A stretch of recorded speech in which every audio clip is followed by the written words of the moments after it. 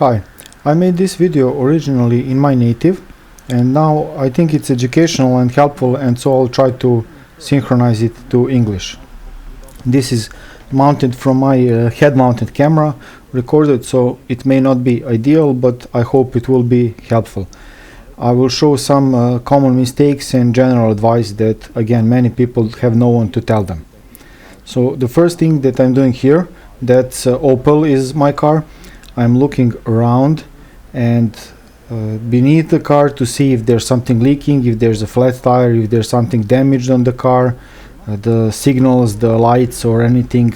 I also want to see in which way I will move out, because sometimes it's more complicated. Here I parked in reverse, but sometimes when you are not parked in reverse, when it's not as clear as this, it's not as simple. For general security and awareness around yourself reason, it's a good idea to check it out. And you can it can become a habit, and you can do it casually as you're walking by, without thinking about it and without it being too, how do I say, obvious to anyone looking by, to know what you're doing. It's also a good idea to check from the front if you will get onto some broken glass or something, and if there's anyone in the car sitting in the back or in the front, you never know. So here I did not lock the car before recording. Now the common mistake that people make when they enter the car is they do not set their review mirrors. Loud music, that's a bad idea, especially for novice drivers, until you've had at least 1 year and a couple of thousands of miles at least.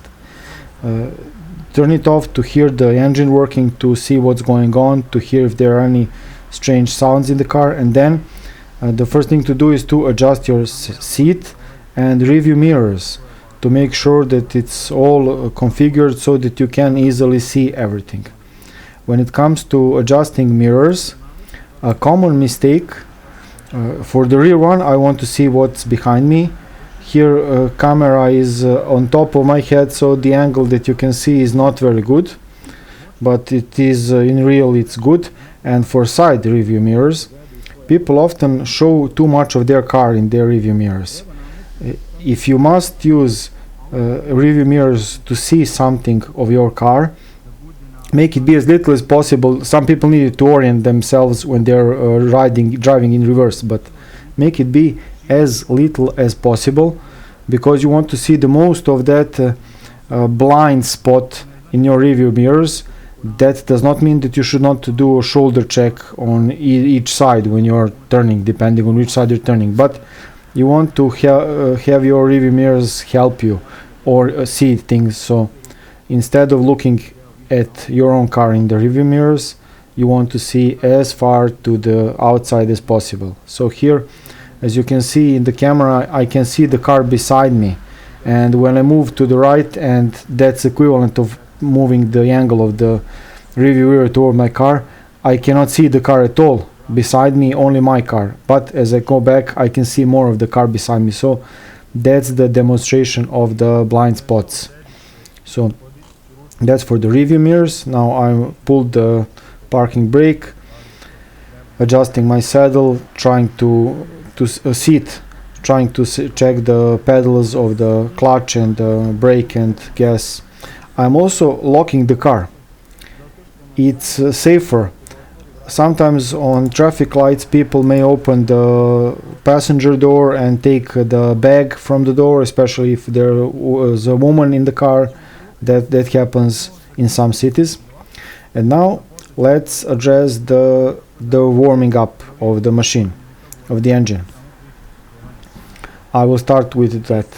So now I'm getting it out of gear, and I'm giving it the contact. It's a diesel, I need to wait for it to heat up, and then I can again press the clutch and then give it contact to get it started. This is for the stick, for the manual transmission. Explanation for automatic, it's simpler. Now I also turned on the lights.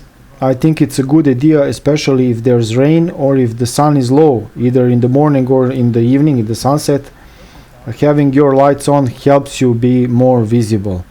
I have some photos of on my website how invisible you can be when the sun is low, so lights help. When it comes to warming up, it's not very good to keep the car warming up in place. It's best to start driving unless you have a very steep hill that you must put a lot of throttle in. Then it may make sense in the winter to keep it a bit warm up in place. But it's better to warm it up to start driving. Just don't take much torque from the engine, so not accelerating too abruptly, and not giving it high revs, but also not using very low revs, so that the too much torque is put on the engine, too much stress. That's never a good idea to drive with revs that are way too low for those who are using manual. It's the equivalent of riding your bicycle in a gear that is too high, so that you must stand up in order to pedal, because automobile engine is not as flexible as human body, and so at very low revs the lubrication is worse, and there's too much pressure on those assemblies inside the engine. The thing that looks like human knees, we're not sure what it is technically called in English, but that thing is also that drives the pistons. That's also put under more stress when your revs are too low. So here for the very slow maneuver, I added some throttle and then shifted to a lower gear, because I didn't want to put too much stress even in the second gear.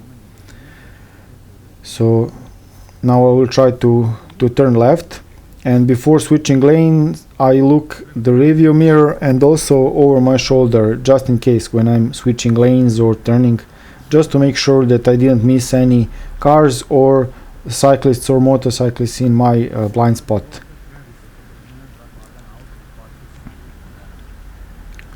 So now I'm checking the right hand side, and at the front I'm looking ahead and planning ahead. I see red light on the traffic light, I can take it out of the gear, and then when I see the light turning green I can get it back in the gear and start driving again. So going about 50 kilometers per hour in the third gear on this diesel car, small 1.3 liter diesel, so for this car this is normal, but I am listening to my engine and making sure that it's not going in revs that are too low or too high. Until it gets a bit warmer I can see the engine light for the temperature. Now I took it out of the gear and I'm waiting here, and a mistake that people make nowadays when they sit on traffic lights is that they look at their phone very often. It is not a good idea. It's best to keep check on things going around you and to try to memorize what's left, right and behind you and in front, and notice any changes or anyone coming close to you or causing potential problems when you need to start eventually. If you are completely oblivious of your surroundings, and then when you see the traffic light turning green or someone honks you, even worse, you didn't notice the traffic light getting green, then it's a bad idea, because you have no idea if someone snuck up to a side or is filtering or similar, so you can cause an accident, and even if it's not your fault you lose time, energy, and you live with the consequences, so it's better to avoid. Here I'm letting the cyclists go past, giving the right of way, checking left and right before going further to check for pedestrians and other cyclists. Now I checked over my shoulder and the rearview mirrors to switch to the middle lane, because I'm not driving quickly. I want to leave the left lane for those who really want to go fast, when that's convenient, when that makes sense, and when it is safe to do, of course. No need to hold up traffic, it's not my job. So I'm checking the rear and side rearview mirrors every few seconds and trying to remember where the vehicles are. It's a good exercise and it's a good way to stay sharp and concentrated. Here now I want to turn right, so I will signal and switch to the lane for turning right in time. Now I need to check for the bicycles going across the intersection, and I switch to the first gear because I was going very slowly, and now I can give the left turn signal and change lanes and continue. Traffic light is green, so I can go on. Here the speed limit is a bit higher, I can go faster, and the car is getting the engine is getting warmer. I do have a green light, but the next traffic is red, so I can get it out of the gear and just let it coast to the traffic light without using too much fuel. And I can now gently press on the brakes. If I had taken it out of the gear sooner, I would not have had to even use the brakes. I'm checking left and right just in case, even though it's a green light, because sometimes people rush the red lights. It's no use that you head the right away if you get into an accident. It's better to be safe. Now in the traffic circle, in the roundabout, I will try to go the full circle, and so I will switch to the leftmost lane because I'm not taking any exits before the very last exit, so I will be going all the way back.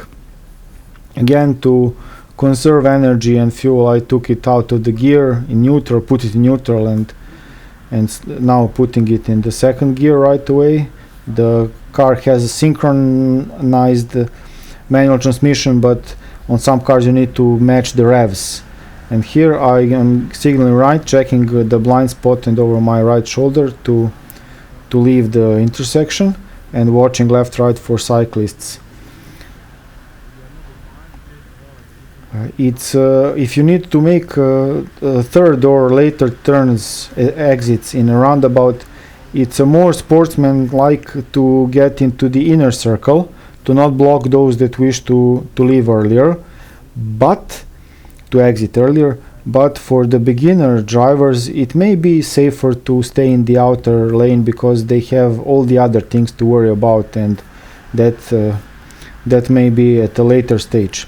Now, to stop on a traffic light, it's a good idea to be able to see the bottom of the wheels of the vehicle in front of you. That is the distance. That means that if the vehicle gets broken, cannot start, I will be easily able to go around it without having to reverse, and maybe some other cars behind me cause them inconvenience. And also, in case of any accidents, that means that you're not stuck right behind a vehicle. So if someone piles you hits you in the back and pushes you forward, you are less likely to get severely injured from the frontal impact. So you leave more room and put your foot on the brake when you're standing on a traffic light, and that's safer. So I'm also keeping a distance of at least 2 seconds, 3 seconds is the safe spot for keeping distance between you and the car in front of you. So you can see when that car crosses a shadow, so 1, 2 or 3 seconds is very safe. Here I was too close. Here I was getting too close, even though it looks like there's a lot of room, but if that car needs to stop abruptly or hits into something for whatever reason that I cannot see from that car, I need to have time and space to brake, and to not have to brake too suddenly, because then I am risking the car behind me of hitting me. So if you do make a conscious effort of keeping a 3-second distance, you will, after a very short amount of time and practice, get a feel for it and know, depending on your speed of moving, how much that is in terms of real distance that you can perceive, not just measuring and counting time. So, but the good thing to measure the time is 1001, 1002, 1003. That's for seconds. Using turn signals, I see in my city many drivers that don't use them. I use them wherever I'm turning, whenever I'm switching lanes or anything, because it lets others know what I'm doing. So even if I don't notice someone, my signaling will give them enough time to react even if I make a mistake. Without that, I would surprise them and then cause a problem. Here I am waiting at the traffic light, of course, looking left and right, and I was considering in the original video explaining stuff instead of worrying about the light. But as I said, many intersections are said to have a slight incline, and so it's better to keep your foot on the brake to prevent car from sliding back, and to be more stable if someone hits you, to cause less jerking to you, to cause more absorption by the car. And again, in every intersection I'm looking around and left and right, even when I have the right of way and green light, just to be sure. Here I have a driving school in front of me car, but I don't want to get too close to it or to pass it from on the right hand side because of many parked cars and everything, so no need to rush.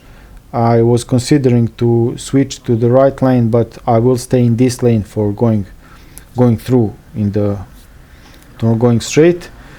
And some intersections have nicely marked which lane is for which direction. Sometimes that's not clearly visible, but when it is, I try to be in the proper lane for whether I'm going right or left turning or turning or going straight. Now the car is warmed up.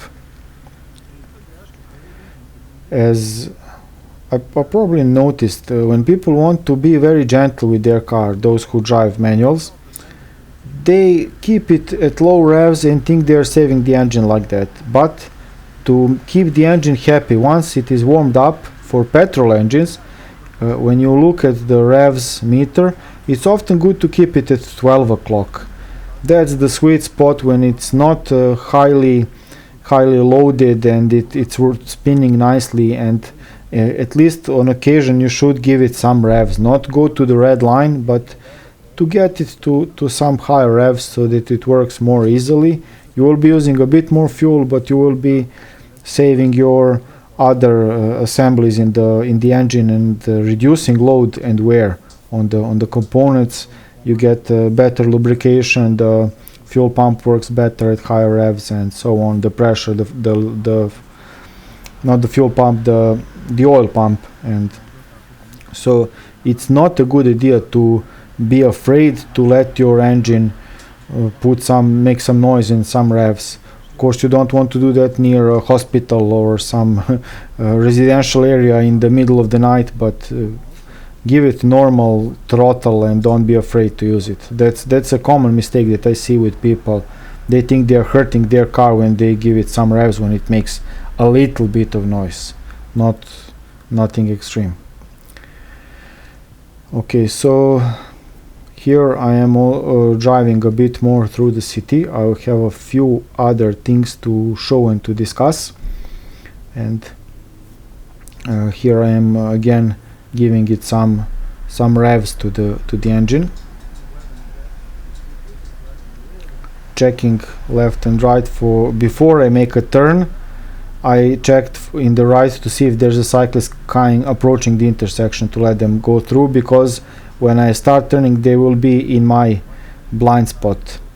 So that's another thing, to plan ahead and look far ahead. Many people look just right in front of their car, but it's better to plan more further out ahead, while keeping, of course, an eye on things that are right in front of you in the peripheral vision. And so how do I say, both things at the same time. Keep scanning the surroundings.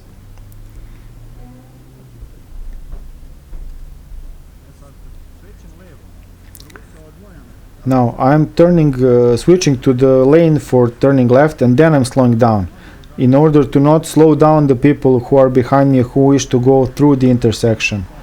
Many drivers make the mistake of slowing down in the middle lane before they switch lanes to turn, and that causes the whole traffic behind them to slow down, and it's unsportsmanlike. So here there is a sign that says that you must not make a U-turn. So this street has a general speed limit at the time of recording of 50 kilometers per hour, but the speed that I'm going is lower here because there are cars parked and the visibility is not very good, and so I want to be able to stop in time if I see a pedestrian or a child or a car coming out, and I don't want to let impatient drivers behind me honking or getting close by to affect my driving. That's a thing that you must learn to how they say, not just ignore, but not let that affect your driving. Let them overtake you, but drive as fast as you think is safe. And if you want to be a good fast driver and efficient, the thing is to keep doing things slowly, comfortably, and then your slow will become faster and faster over time. Just make sure that you are not driving faster than you can see and react, and that you're making everything smooth. If you're driving a manual, the gear shifting and the clutch and throttle and everything, take it easy, and it will become faster in time and normal. I'm here again mentioning that drivers in my city don't signal when they are changing lanes and similar, but the idea is, as I said earlier in the video, that by signaling, even if you don't see something, it helps others fix your mistakes and see if you didn't. So it's a good idea to signal your intentions, to be predictable. That's an important thing in traffic, either cycling or driving, to be predictable. So even if you make mistake, you at least give other people a chance to account for that and correct it instead of you. It's best to not make mistakes, but everyone does. We're all humans. So this is another street where this looks a lot faster than it is in the camera, and here I have a bicycle and I wish to overtake him, but I want to leave enough room so that in case the cyclist loses balance or anything, I don't want to come into a position to hurt the cyclist, so I'm waiting for an opportunity to leave enough room to overtake them. That's safest thing for me when I'm driving. Here an automobile will probably not notice me. I slowed down and let them pass, so accounting for other people's mistakes.